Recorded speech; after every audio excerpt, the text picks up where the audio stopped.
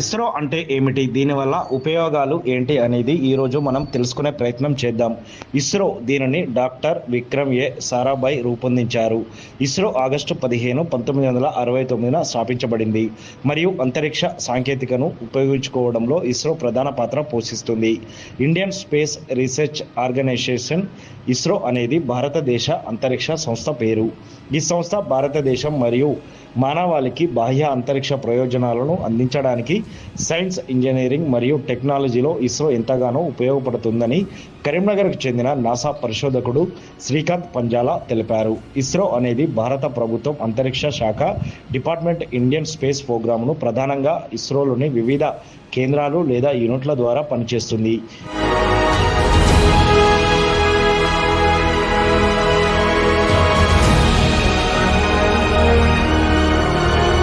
Hello అండి, నా పేరు శ్రీకాంత్ పంజాలా. నేను ఒక ఆస్ట్రానమర్ని, అలాగే సైన్స్ పాపులరైజర్ని.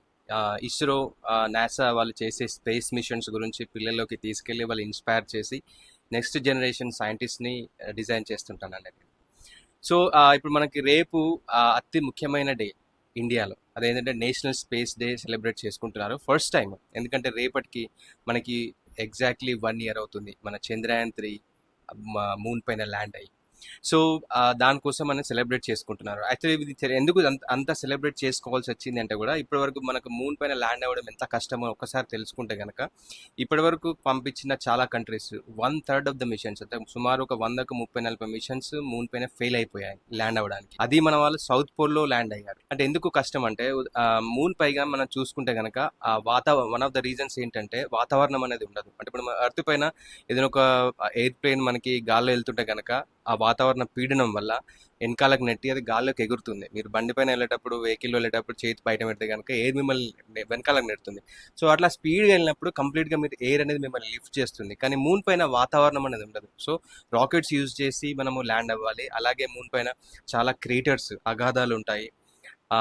దీనివల్ల ఏంటంటే ఆ ల్యాండర్ ఏదైతే ఉందో దానంతట అది చూసుకొని క్యాలిక్యులేట్ చేసుకొని దాని అల్గారిథం సాఫ్ట్వేర్ పనిచేసి స్కాన్ చేసి ఎక్కడ ఎగ్జాక్ట్లీగా ల్యాండ్ అవ్వాలో అదే డిసైడ్ అవ్వాల్సి ఉంటుంది అనమాట. అలాగే మూన్ పైన ల్యాండ్ అయ్యేటప్పుడు మనకు చాలా డస్ట్, ఫైన్ డస్ట్ పౌడర్ లాగా ఉంటుంది.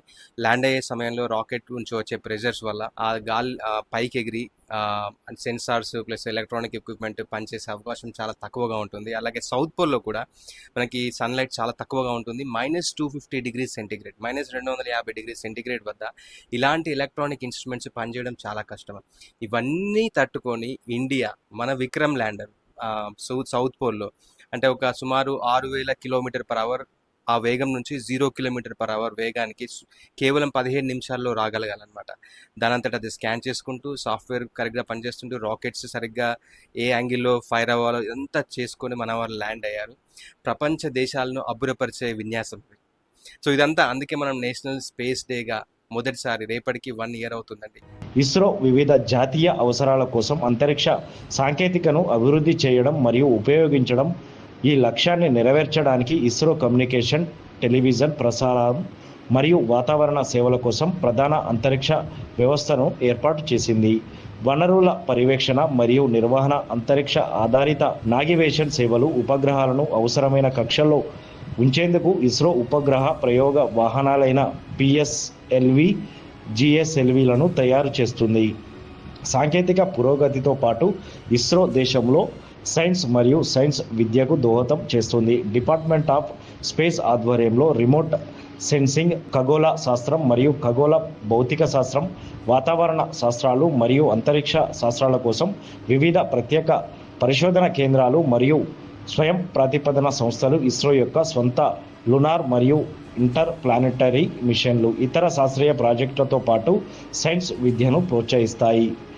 ఇస్రో ప్రధాన కార్యాలయం బెంగళూరులో ఉంది. దీని కార్యకలాపాలు వివిధ కేంద్రాలు మరియు యూనిట్లలో విస్తరించి ఉన్నాయి. Launch vehicles Vikram Sarabhai space centre VSSC తిరువనంతపురంలో నిర్మించబడ్డాయి.